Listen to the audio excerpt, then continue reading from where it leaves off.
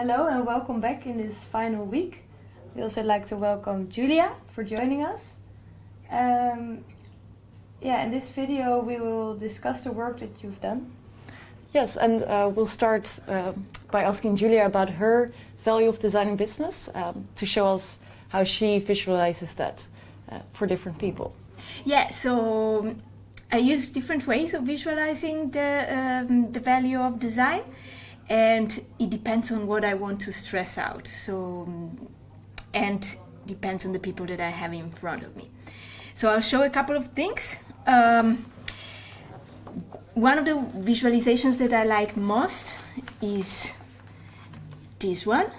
And here the whole point that I want to make is that for me the value of design is the ability of designers of connecting stakeholders, of making people with different interests and with different views on the world and different language to talk together. So that's really a nice, very simple, visual, engaging way of showing this message, of showing how designers build bridges among different people. And this would be on both sides. There are different stakeholders, and designers are the zip that connects, that brings them together.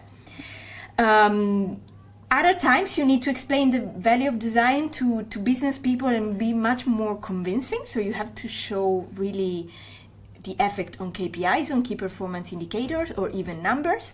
So then I use much more structured and types of visuals. So this is one that shows different KPIs that different design practices affect.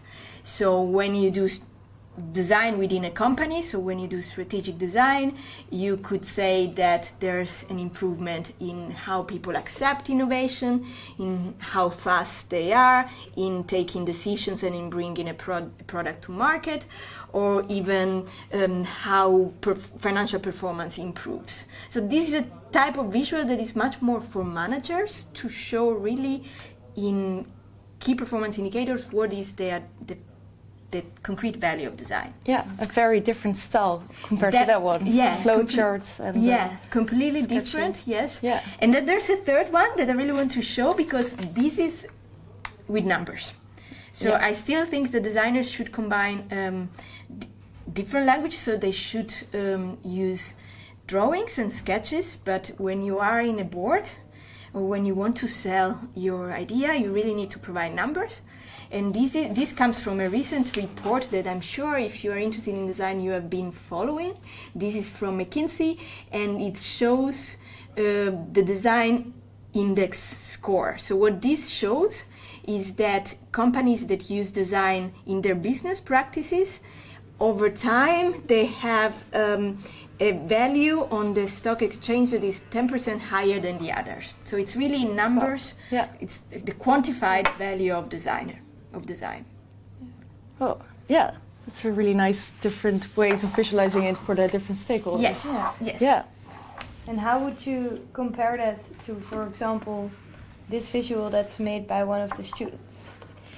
Yeah, I think this one was interesting because it already combined different languages, so text and explicit performance indicators. So in the lower part, the student really tried to quantify the design, the value of design. So this deliverable had that part together with a visual part that explains this more emotional value of design with the users in the center. So I think this is a nice combination of ways of visualizing the value of design. Maybe if this person needs to present this visual to real managers, you can even add some numbers there. So a second example can be this more abstract visualization. This participant shows that the perceived value is really small compared to the potential usefulness of design in business. And I think that is a fair point that some businesses don't yet recognize the potential that design has for themselves. So what do you think about this visualization? Is it actually this big, the potential, compared to the perceived right now? Or is the perceived a little bit bigger already? Do you know? First of all, I think this is this style of visualizing is very interesting. So it's abstract, and what it triggers is discussion. So the reason why you ask the questions is exactly that this visual leaves a lot of room for discussion, and that is good when you are in front of stakeholders. So you have such a... The idea of using visuals is also to engage stakeholders in a conversation about certain themes. Yeah. So I think to answer your question of where do I see the level of perception of design, I think at the moment is already a little bit bigger. There's a lot of talk about design thinking. The report that I showed before is the visual from the report is a proof of that, and there's still a potential to grow even further. I think it will not be the entire circle, because there's a lot of great things in business as well. So there's a lot of great processes and way of working in business as well. The interesting thing for design is to find the right complementarities. So what is the size of design within the circle, and what are the other inner circles that design can help to leverage? Ah, okay, yeah. So there are multiple circles. Yeah, exactly. Yeah. I wouldn't look at that broader circle as that empty, but full of other smaller circles that perhaps design can interact with, and see, for example, what's happening with technology nowadays. There could be there's a lot of value that technology adds to business, and that is where something that design can interact with. Yeah. Okay, interesting. Yeah. And then this is a very different way of visualizing, more drawing style. I think it's very personal to draw like this. Yeah.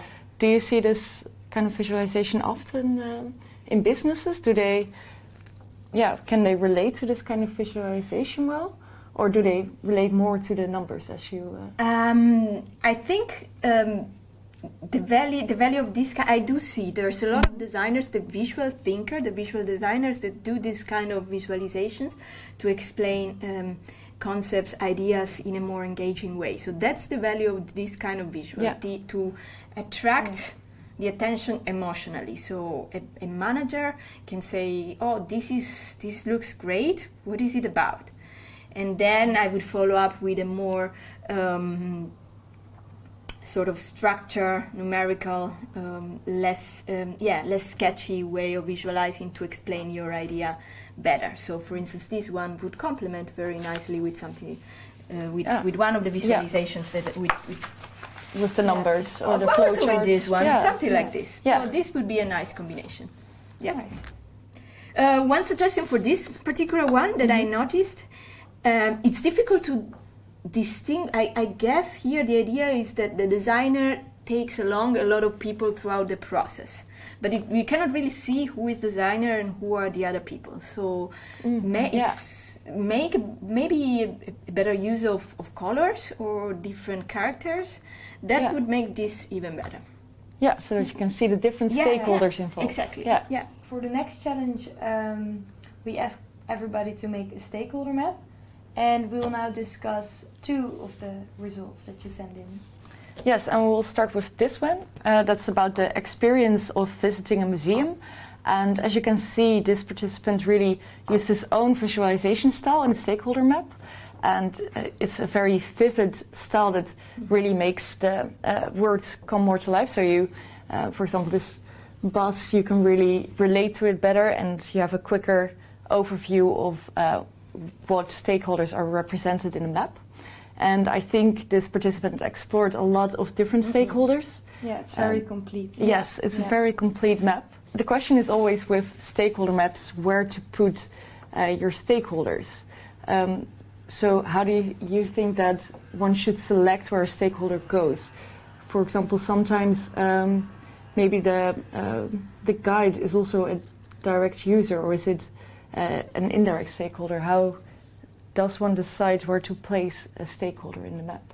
Yeah, it's a fair question, and it's difficult to give a really precise answer, because how I do it, it really depends on how you define the experience. So if your experience, in this case, the learner was focusing on the experience of visiting a museum. So, but the experience of visiting a museum could be also seen as just the experience of learning something, or the experience of spending some shared time with my family. Yeah. And then in that case, for instance, I looked at, she has the cafe and restaurant, so the additional entertainment that is provided in a museum. So in that case, these would become direct stakeholders.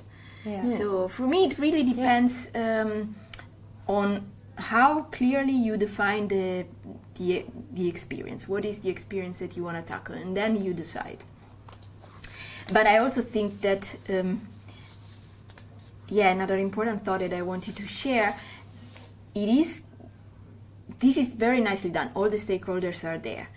What is important for me is not so much to distinguish precisely having the right answer on what is direct or indirect, but also in being aware of which one is more important than another.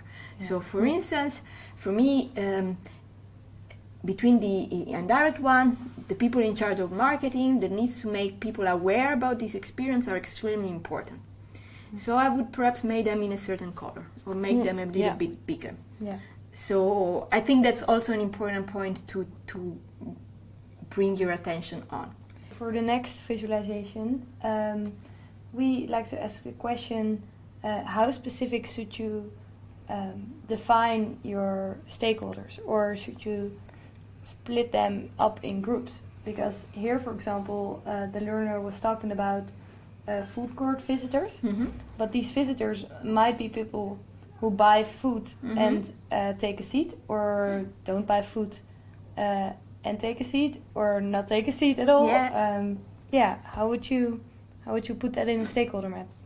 Yeah, I think it's a fair point that you're making, that you need sometimes to make some distinctions within the stakeholders. So, for instance, for the users, I think it's great if you can come up with different typologies, so that you can find different opportunities to come up with ideas.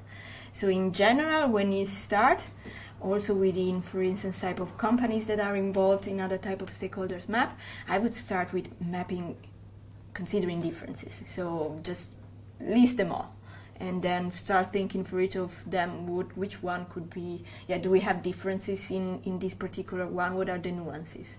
Yeah. And then once you have the list, then you can make choices on where to focus on. So maybe then a group of stakeholders, well, I don't really care about their differences because I cannot fulfill all the different interests of everyone, so these I group. But then maybe within the users, there's this particular category, those who just pass by, that has never been dealt with, let's just focus on that. So really, as a design process, start with as many as you can, so broad, and then converge and make groups.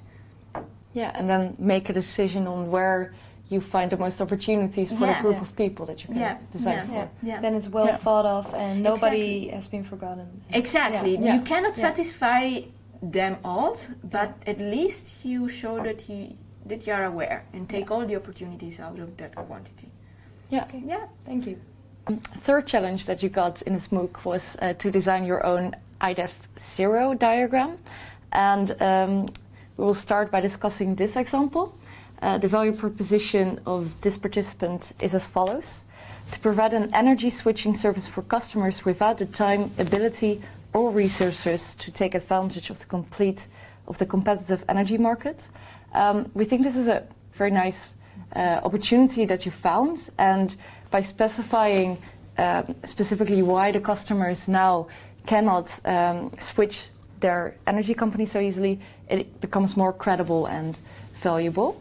And what we found interesting about this diagram in particular is that it uses a lot of visualization, the icons, and also the contrast in using different colors and the different styles. It really makes it quick and easy read for the reader and keeps the reader interested.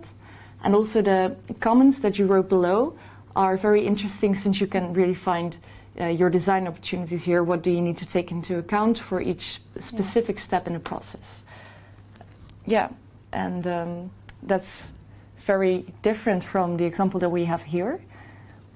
Yeah, this one doesn't really use a lot of visualization techniques. The good thing about this one is that it's very broad and detailed, but for a reader it's not that clear to see what's the main part or where you have to focus on. So maybe using colors or making some things bigger could be nice. I totally agree. Yeah. Okay. So, for instance, for me, this one is very useful in the early conversations that you are having in this stage of innovation. So we are still thinking about the value proposition, what should be the concept. So something more, more visual, more inspiring can help creating ideas. And can also help the designer pointing the person that he's talking with towards some interesting points to focus on. So it's much more workable. So it's not something that I put on the wall and stays there. It's something that I can use for discussions. Yeah. That one is very good when we enter into the implementation, because then we have to really manufacture a product or deliver a service, then we need details. But for a initial conversation about value proposition is a bit, not scary, but a bit too much. Very detailed. So it's a good example of maybe earlier in the stage of the design process and later on to go. Exactly. Both can be good.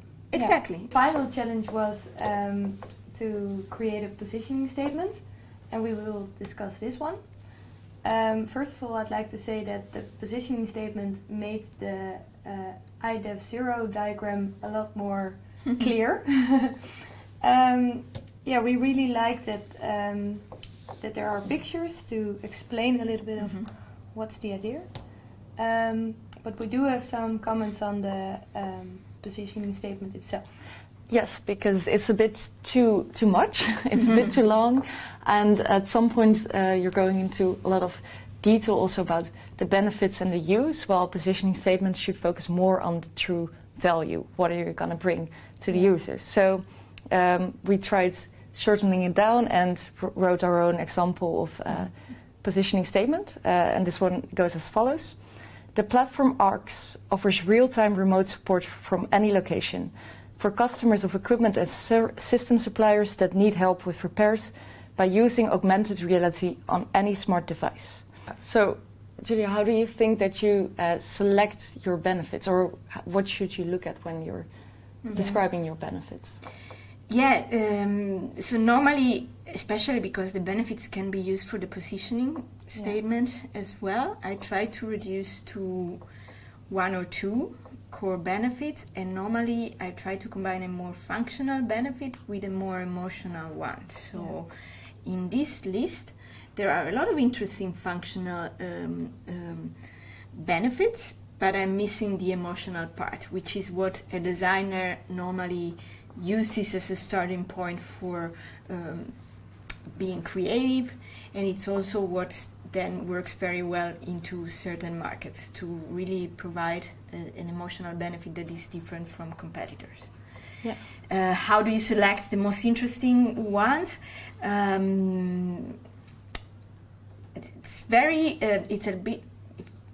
It goes with experience a bit, but normally some tips that you could use is look at the competitors, so look at what is better or different than them.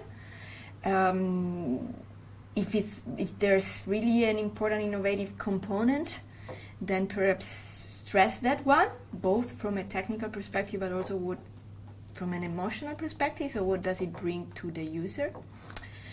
And then make a story out of them. So combine them into really one core sentence that has both the functional and the emotional one.